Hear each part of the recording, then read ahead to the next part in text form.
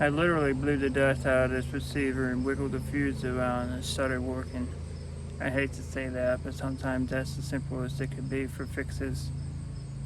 Continue watching and I'll help you troubleshoot some other things with this. So I'm going to press in the speaker button A and B. You'll hear them click. And I'm going to turn on. And it'll flash.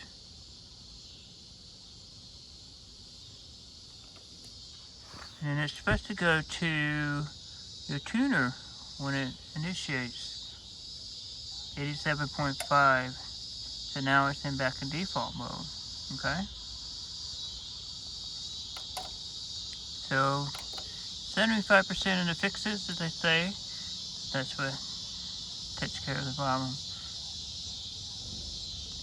If not, continue on with the video. Denon AV surround receiver AVR-2106 is not turning on. So we're gonna plug it in, see what happens. Now I'm gonna take it apart. First thing you always want to do is check the power cord for electrical devices to make sure that they're good. Bend the ends here, and hopefully you should still have about 1 ohm or 2 ohms. My meter leads are kind of junky, but you always want to check your power cord. I'm going to plug it in, see what happens.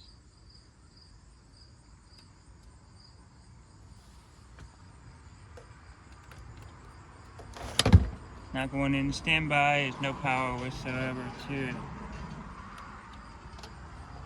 Okay, completely dead units. Just take the 4 screws off on the side and go from there. So there's 1, 2, 3 screws on this side and 3 screws on the other side. I said there was 4, so there's 6 total that you need to take off. Take all 6 of these screws off on the side and don't lose the screws. That happens a lot. Backstory is they think this was struck by lightning. It's wasn't certain for sure. Oh, I got 3 screws on the back here and the top.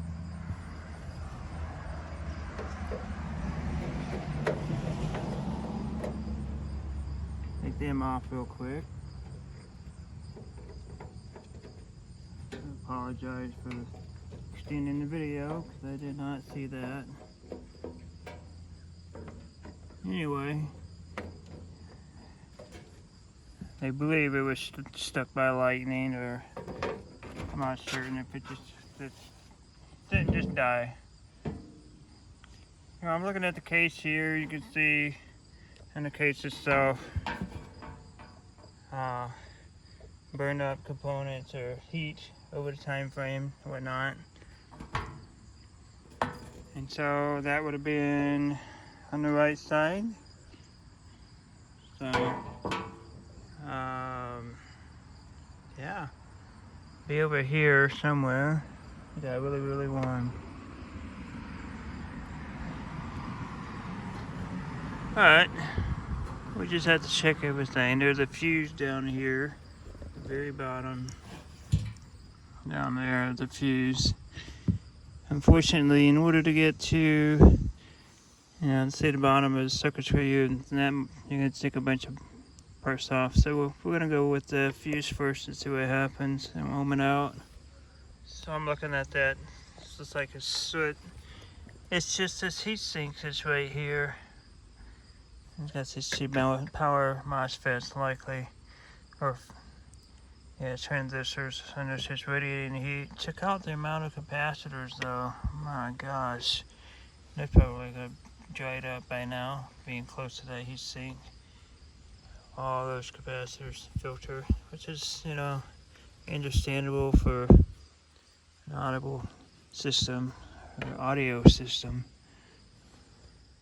So what we're going to do next is we're going to test out this fuse that I told you about. And you can see the fuse shows, that's really weird. Oh, I'm reading upside down. 1.4 ohms.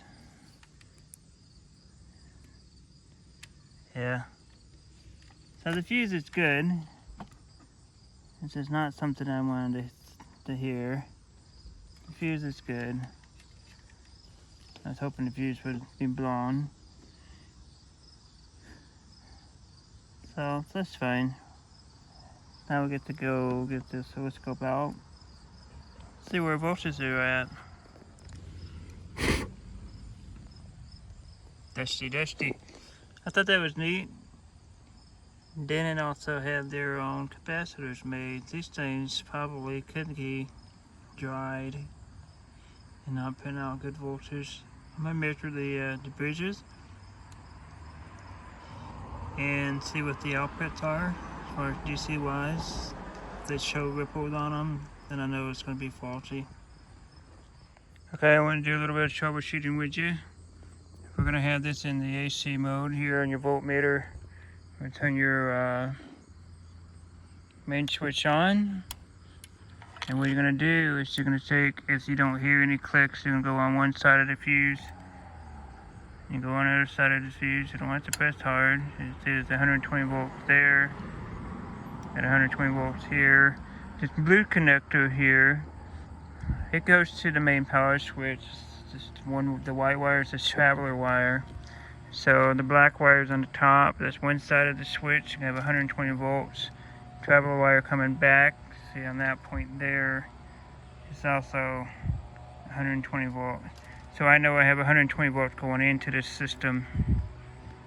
So, secondly, that will cause you, you should have, if it's not turning on, that would be something you can see if the fuse is good or not. It's got 100 volts, 120 volts on both sides.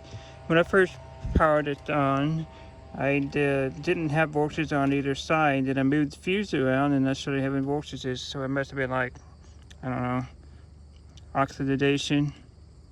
Another thing you can check is, put it in DC voltage mode. This heat sink here, it's ground. You have, if it's just flashing standby standby light in the front, there's the first regulator here on the left, up there at the top. It is a 7815 voltage regulator. The lead to the top, it's closest towards the, you'll see it in there, you'll see a silk screen. It says in, ground, and out. Out would be towards the bottom, in would be to the top. That little metal clip right there, you can see that little, the band right here. I can unplug this real quick. This little jumper here, that is actually the out. So you can take and measure across that and the heat sink and measure your 15 volts. If you don't have 15 volts or something nearby it, and your voltage is 0 volts, then you're likely going to have a bad voltage regulator there. And that will also cause your system not to come out of standby mode. Your MOSFETs and stuff here, well, that's another whole subject. But let me do this real quick. As you see, I got my meter on DC voltage. It's powered on, and I got 14.7 volts. Not bad, not too good. It should be like 15, I would think, but you have fluctuation as well. So we do have output. That's good. So that's your basic troubleshooting of this. If you got no voltage coming out of that MOSFET, you can check it and make sure it's not shorted. Easiest way you can do that, put your ohm meter in the ohm sign. It's a little omega guy right there. Let's see. And what you're gonna do is you're gonna take and go to that little jumper, which is that, into that heat sink, and make sure that it doesn't say 0 ohms on it, okay? And then you can shove this and get in there the top lead for the input and make sure that doesn't say 0 ohms as well. So that was your basic troubleshooting there. If you have, go in protect mode, that's a whole nother subject. There's a whole bunch of MOSFETs in this area here, so you might as well just send it in to somebody to get it repaired. And yeah, best of luck there. Just all kinds of MOSFETs and that if it goes into protect mode. So standby mode if it were to come out of it. Check your voltage regulator. It's a big deal. And if it's completely dead and it won't turn on, check your fuse. Simplest thing you can do. I hope you learned something from this video. It's a basic troubleshooting of this. If you like my video, if you want to see more troubleshooting, please hit the subscribe button. It'll help me out, and I'll be able to help more people out in the future. Thanks for watching.